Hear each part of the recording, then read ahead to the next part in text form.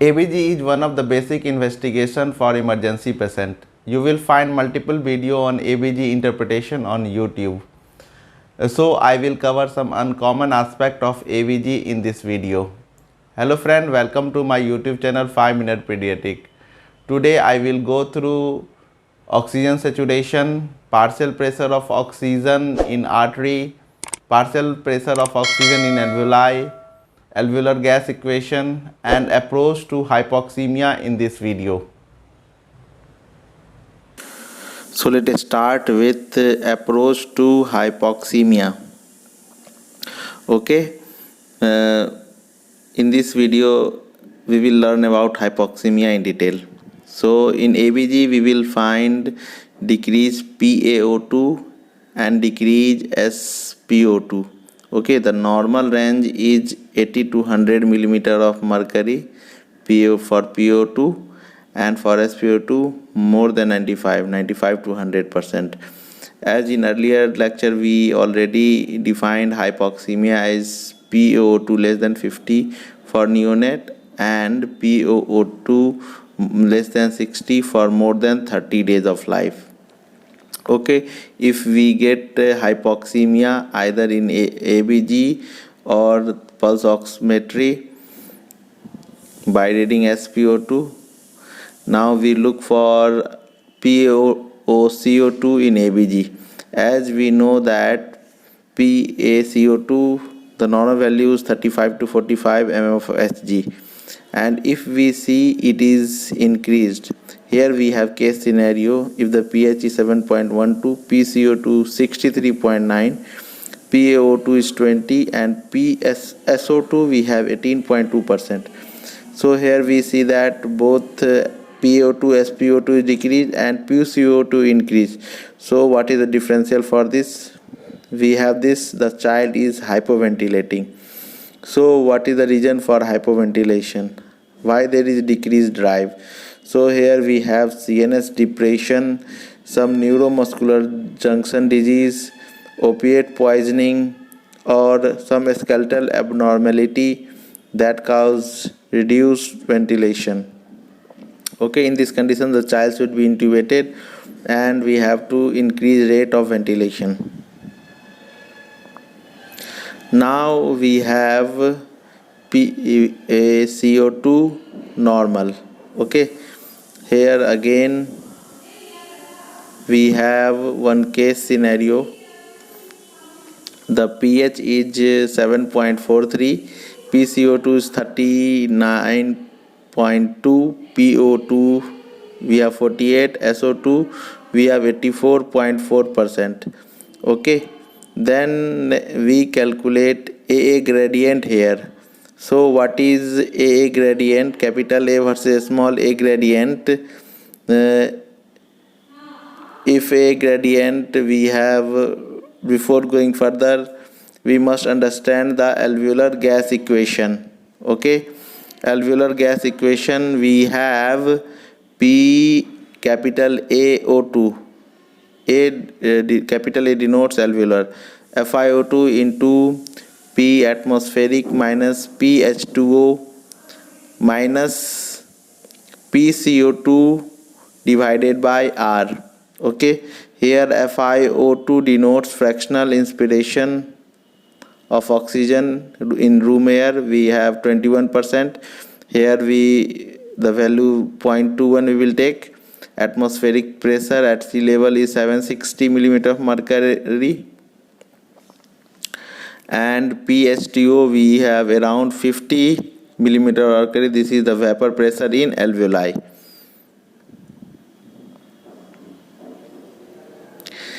PaCO2 is taken from ABG and R is respiratory quotient, which is 0.8.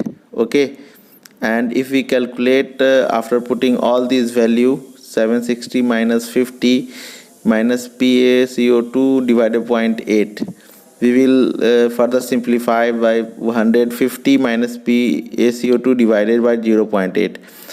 Now further we will simplify this and you can easily understand the trick. Okay, suppose the value of PaCO2 is normal around 35 to 45, and if we further divide 35 divided by 0.8 and 45 in between these two value, we will get it around 43 to 56. Okay, so the alveolar partial pressure of oxygen is around 100 and PO2 is value around 80 to 100. Okay, this is arterial. So any value, if the gradient any value more than FiO2 is considered abnormal. Okay,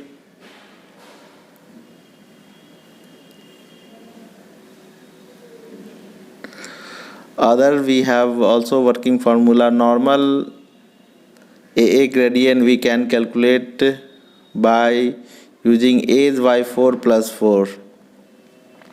We must know what is the normal A gradient for that age, and from that we can only identify it is elevated or normal.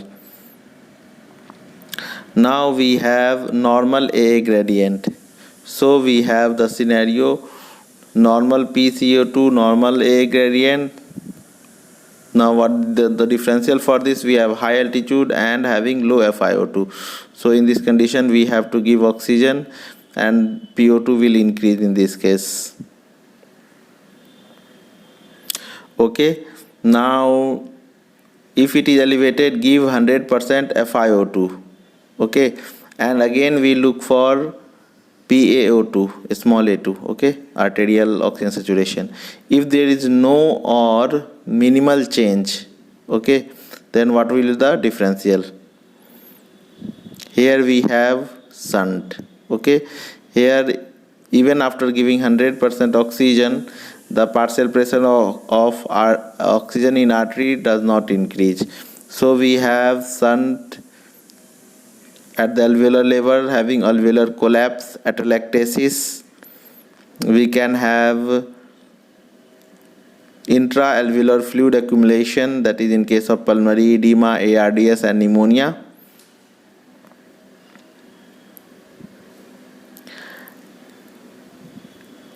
We have intracardiac shunt in case of Eisenmenger syndrome through PFO or ASD.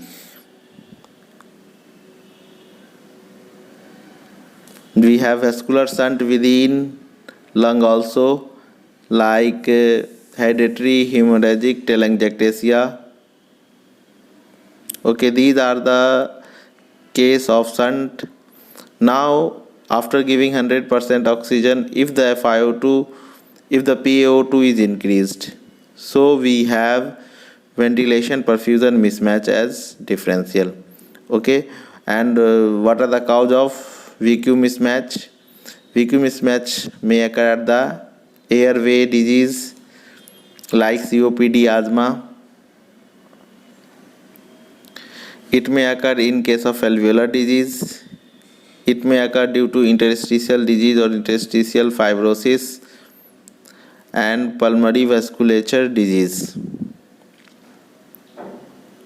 Okay, we must understand by drawing this diagram. Here we have alveolar disease, airways disease, alveolar disease, interstitial disease, and finally pulmonary vascular disease.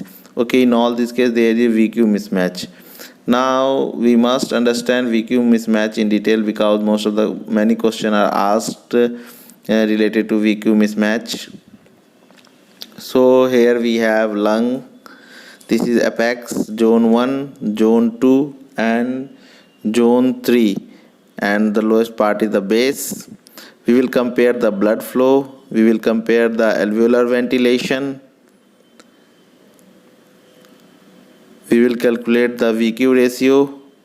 We will see the PaO2, how it change, and PaCO2. Okay, in zone 1 what happens, we have due to gravity effect we have lowest blood supply, and in zone 3 we have highest blood supply. Okay, similarly alveolar ventilation we have lowest in case of upper part apex and higher in the base. If we calculate VQ ratio, it is maximum.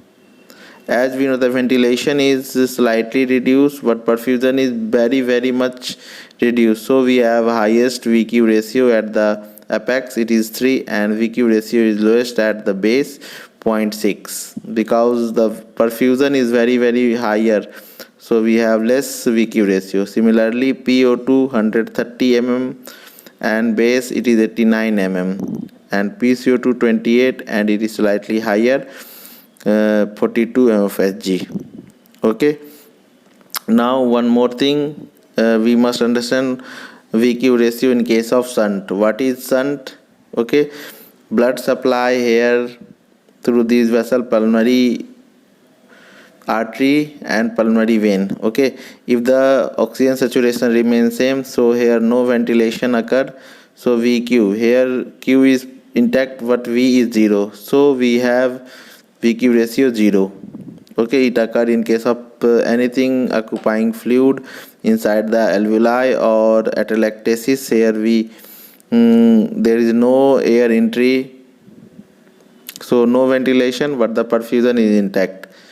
Now next we have dead space. Okay, what happens in dead space? Okay, here we have no perfusion due to obstruction like pulmonary embolism. Here one small embolus does not allow blood to move, so ventilation is intact, but the perfusion we have nil. Anything divided by 0, that is infinite.